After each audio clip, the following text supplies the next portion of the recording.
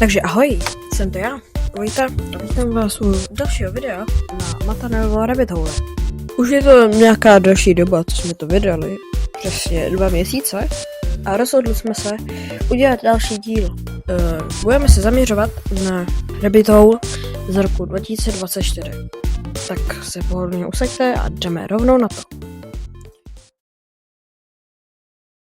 Všechno začíná u tohohle videa. Pokud půjdete na konec videa Help in Space April 2024, tak uvidíte 2 neveřejná videa. Video o Megamindovi 2 a video od Matanoje 81. Obě videa jsou shitposty, takže v nich nic moc není. Ale ve zkratce, ve videu 1 Matanoje mluví o tom, jak je film Megamind 2 underrated a jak je zbytečně nenáviděný. A ve videu 2 je prostě Matanoje 81, jak mluví na filmu. Bude, aby babi. Jo, no, jako jo. Po dokoukání jednoho z videí, tak se vám objeví další 2 videa. Filmová adaptace Never Alone a epizoda 5 Sister Location Nová éra. Ve videu 1 je basically April z roku 2022. Kepéro! Své adaptace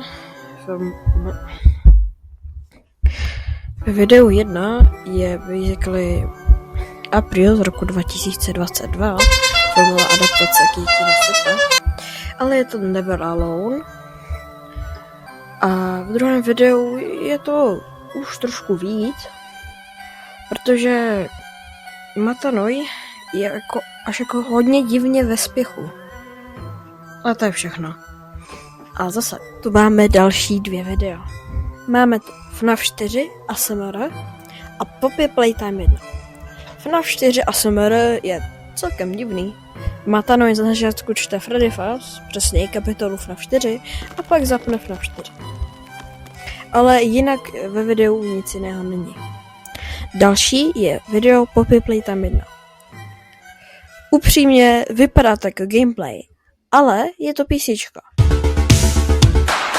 Touhle hrou nakopou zadky maskot hororům Poppy Play. Po dokoukání máme zase další 2 videa.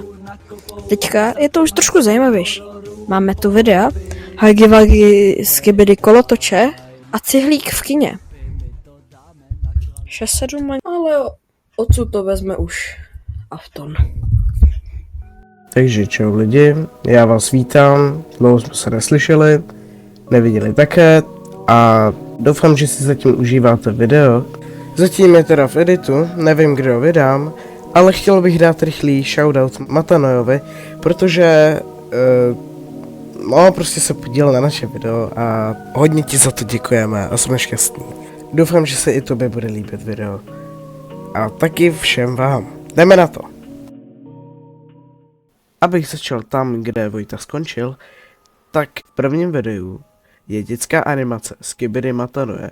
Ne, nedělám si prdel. Jak si hraje s fidget spinnerama. Když odejde, tak přijde Huggy Wuggy a všechny se je vezme. Když se Matanej vrátí, tak se naštve a vytáhne si brokovnici, potom dorazí k Huggymu Wuggymu domů a pak se jen tak rozhodne prostřelit Huggymu Wuggymu hlavu.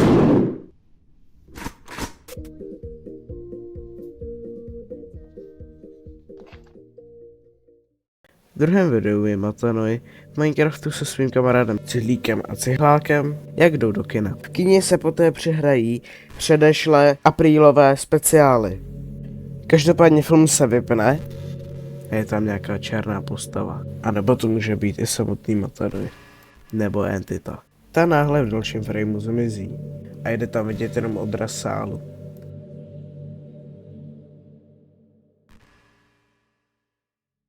Po dokoukání je pouze jedno video, místo 2, se jménem Ahoj, kde je biblický accurate anděl, který nám poví,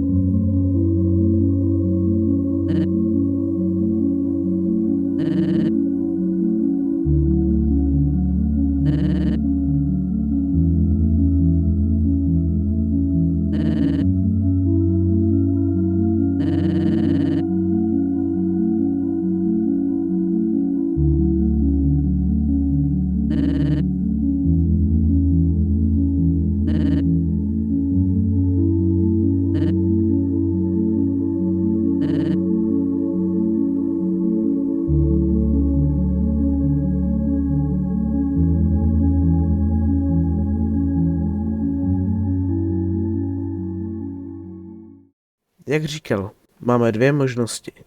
Jít zpět do minulosti, anebo pokračovat hlouběji. Pokud si vybereme video pokračovat hlouběji, tak nás to vezme do místnosti s miniaturama Matonovi videí a počítač, ze kterého se začnou dívat oči.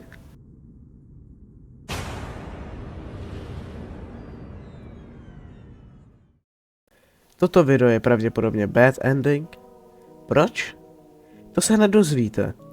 Pokud si vybereme druhé video, zpět do minulosti, tak se přehraje úplně první video na Matonově kanále. S metalem dokonce. Metal Mentioned. Ale pokud se koukneme do popisku videa, tak je tam odkaz na video Poppy Playtime 2.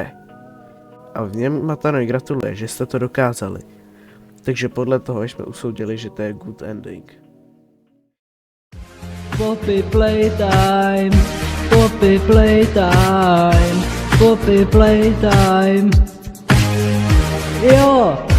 Poppy Playtime, Poppy Playtime, Poppy Playtime. Dokázal jsi to! Poppy Playtime, Poppy Playtime, Poppy Playtime. Gratuluju!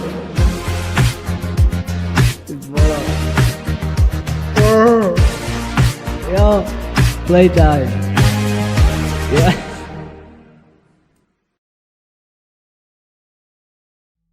A tady je menší teorie nakonec. My si s Avnem myslíme, že toto všechno může Jarda Popelnice. Proč? No, už od videa Help in Space je to takové divné. Na konci se objeví Jarda Popelnice s bílýma očima. A potom ve videu na Sister Location na pódiu, díl 5, taky Matonovi už nějaký divnej a od té doby už to jde vlastně jenom z kopce dolů. Máme potom videa s Tyhlíkem v kině a Huggy Wuggy kolotoče, kde vlastně s Tyhlíkem v kině, tak se v kině objeví divná entita, což by mohl být Jarda, a s Huggy Wuggy kolotočema, tak si myslíme, že to není Matanovi, který střelil Huggyho Wuggyho do obličeje. My si myslíme, že je to Jarda Popelnice, který se dostal v úvozovkách Matanovi do hlavy. No, a když si vybereme špatný konec, kde vlastně Jarda žije a dostal se k Matanovi, tak se objeví v úvozovkách u Matanovi na počítači, i když je to jakoby dům z raděváka, ale tak to je jedno. A zase potom, když si vybereme dobrý ending, tak se vrátíme na začátek, kde nic takového jako Jarda Popelnice nikdy neexistovalo. Tak jo, doufáme, že se vám video líbilo. Dejte like, odběr, můžete i komentář. A jo, to je všechno a hezký Valentín. Je to, co by Vojta řekl, kdybych video sestříhal správně a rychle. No, každopádně doufám, že jste si užili všechny svátky momentální. Jo, i to Valentína a děkujeme za sledování. Vidíme se příště. Tak čau.